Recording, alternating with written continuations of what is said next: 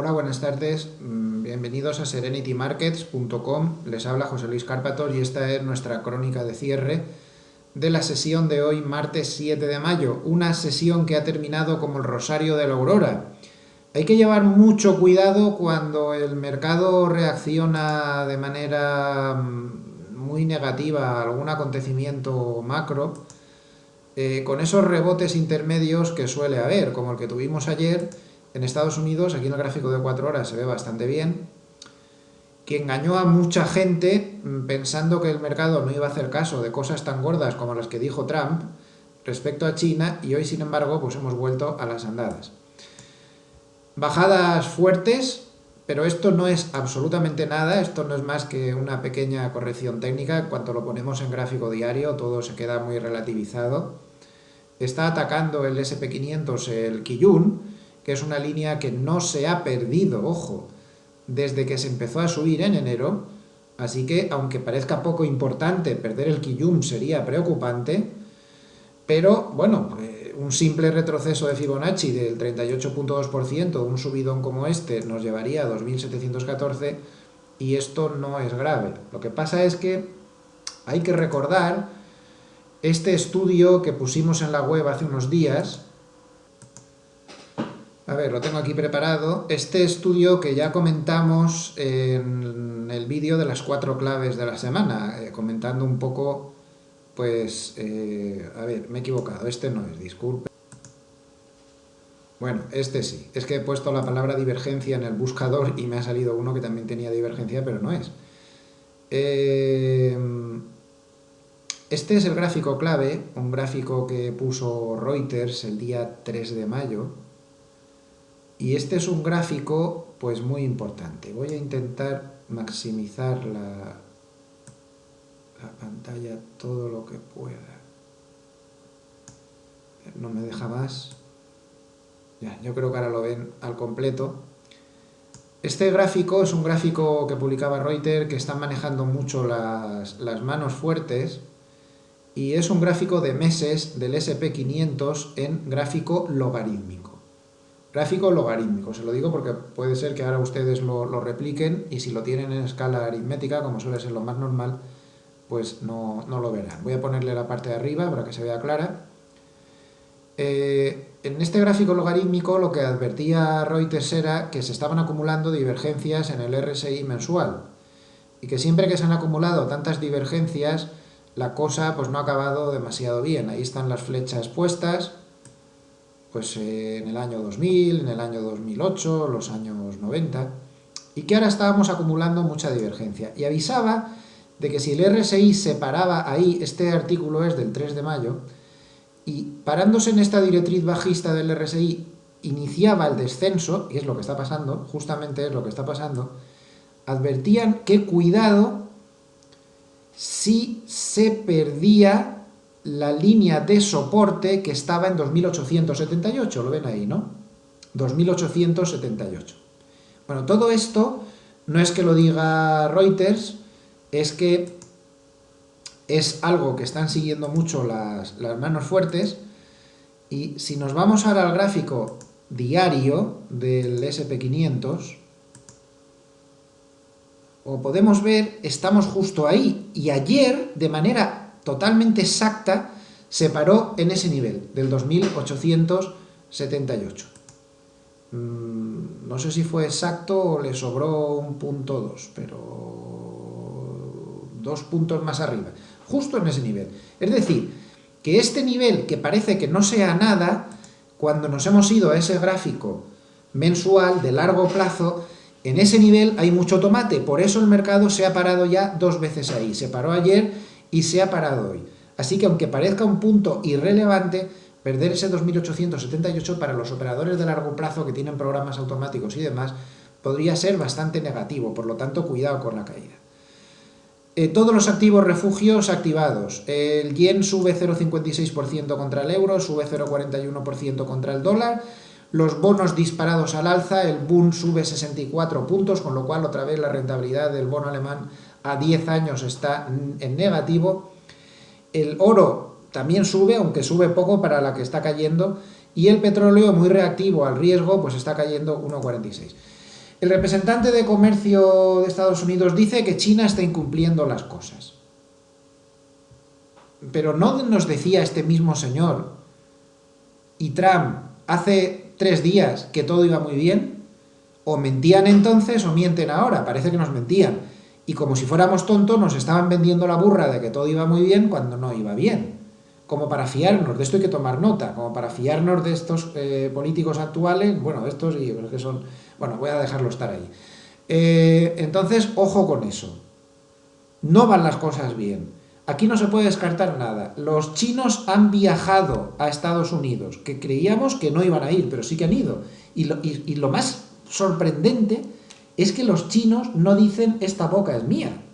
No dicen ni una palabra, no dicen nada, no tienen ninguna opinión al respecto cuando los americanos les están acusando de incumplir el acuerdo y de tantas cosas más.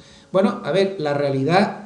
No han cambiado las cosas respecto al análisis de ayer. A fin de cuentas es lo mismo, pero que los americanos han lanzado más acusaciones. Les digo lo mismo de ayer.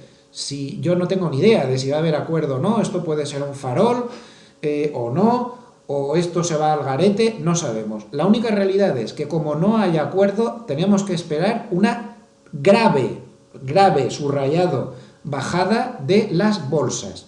Mínimo, yo diría que una caída hasta 2.639, pues más posiblemente 2.564, sería vista y no vista, como mínimo.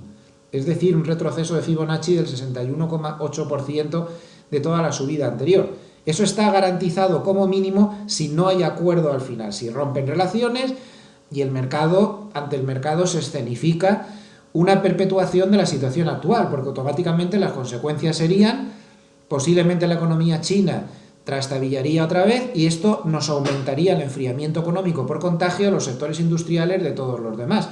Hoy, por ejemplo, hemos tenido otro mal dato de pedidos industriales en Alemania que, aunque ha subido, se ha quedado a menos de la mitad de la previsión que había en ese momento. Y aparte, que ya está descontado el acuerdo en todo este tramo de subida que vemos aquí. Esa es la primera posibilidad, que sería el escenario peor, que aquí se rompe todo y se va al garete. Si no se rompe, pero empiezan a ponerse pegas y a dilatar los plazos, el mercado también caerá, porque ha descontado el mejor de los mundos. Si al final, el viernes, nos encontramos con que firman un acuerdo, supongo que todos estaremos de acuerdo a estas alturas y después de lo que acaba de pasar, que el acuerdo no va a ser el acuerdo ideal. Con lo cual, podría darse el caso de compra con el rumor, vende con la noticia, o no, o de que aún nos queda un tirón hacia arriba. Yo ya después de esto que ha pasado no me atrevería a hacer ninguna conjetura y solo recomiendo pues un poco de prudencia y que no hagamos apuestas a que vamos a acertar lo que están pensando los políticos, porque eso pues es bastante difícil, ¿no? Y bastante imprevisible. Habrá que estar pegados a las noticias, cada noticia que sale mueve mucho mercado, podemos tener rebotes muy rápidos si los chinos hicieran una declaración positiva o de que esto no es para tanto o algo de esto y podríamos tener más bajadas. Si no, mientras tanto, tampoco parece fácil que el mercado se vaya a desplomar hasta que no, pero bueno, tampoco podemos asegurar lo contrario porque, como han visto, hay unos niveles técnicos bastante importantes y son los que son. Por cierto, por arriba, si siguiera subiendo, miren la proyección que hacen esta gente, 3005. Es una proyección por los canales de largo plazo, es decir, que si se fuera arriba,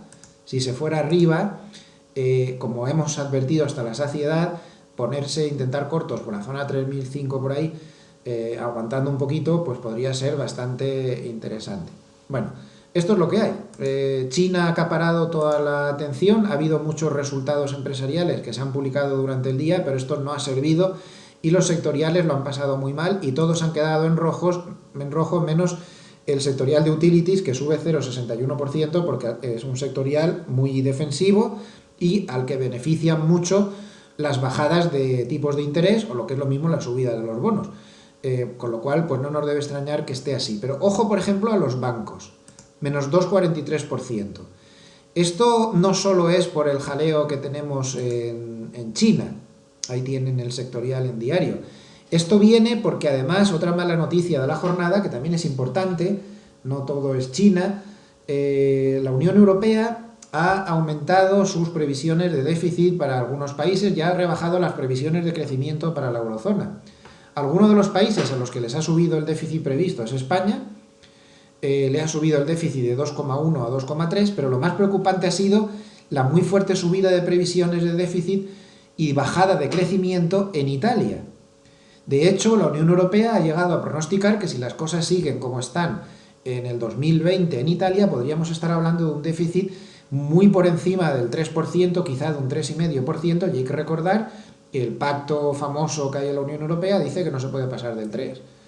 Con lo cual ya sería la cosa pues bastante complicada. Reacción del gobierno italiano, que ya saben que no es precisamente un gobierno moderado, de hecho está hecho con dos partidos pues bastante dispares y que están un poco en los extremos del espectro político. Bueno, pues Salvini en concreto ha dicho que le da lo mismo lo que diga la Unión Europea, pero que ellos van a cumplir su programa bajando impuestos, incluso si esa bajada de impuestos supone una subida por encima del 3% del déficit, como pronostica la Unión Europea. Evidentemente, este tipo de jaleos ha hecho caer a los bancos italianos con bastante fuerza. Aquí les he preparado una ficha con el sectorial bancario italiano que, como pueden comprobar, pues está bajando el 2,74%. Esta caída de los bancos italianos es la que ha acelerado la caída de todos los bancos europeos. Y de ahí que el sectorial pues haya acabado como el rosario de la aurora, como hemos visto antes, con una caída del 2,43%, que ha terminado de dar la puntilla a los índices europeos, que entre China y este tema de los bancos o de las previsiones de la Unión Europea, pues no han podido hacer nada. Con este tipo de circunstancias poco se puede hacer. Lógicamente la volatilidad está aumentando notablemente. Aquí les he preparado un gráfico del VIX en tiempo real, como ven. Voy a agrandarlo un poquito, voy a separar las velas, bueno, las barras. Como ven, está a 19,70, ahora mismo el VIX, el máximo de la sesión está en 19,98. Hay que recordar que ya por encima de 20, un VIX por encima de 20 significa una bolsa muy volátil, esa es la barrera tope, por encima, por debajo de 20, y que, como vemos a simple vista, ahora mismo estamos con el VIX más alto desde principios de año, desde hace pues ya 4 meses. Esto es lo que hay. Ante circunstancias así, siempre decimos que no hay que asustarse cuando hay eventos externos a las bolsas, porque las bolsas reaccionan muy poco a esas cosas, pero esto de China no es un elemento externo, no es un elemento político, de una guerra o de un conflicto. Esto es un elemento endógeno, porque lo que pasa en la guerra comercial de China afecta totalmente a los mercados, porque es un poco su sustancia, su esencia, el comercio internacional, con lo cual es un asunto endógeno de las bolsas, y estos son los que nos pueden hacer daño, o los que, si se calma la cosa, pues nos pueden hacer volver a la normalidad. Por lo tanto, no queda otra que seguir las noticias muy atentos y ver pues cómo evoluciona la situación política con este acuerdo comercial, y en función de eso y de lo que nos digan los gráficos, pues tomar las decisiones que sean necesarias. De momento, todo invita pues a ser un poquito prudentes y a no lanzarse a meterse en líos. Seguiremos informando de cualquier eventualidad que pueda ir surgiendo, como siempre, tanto en tiempo real en la web como en nuestros vídeos. Próximo vídeo, pues mañana en la apertura. Hasta mañana, que descansen.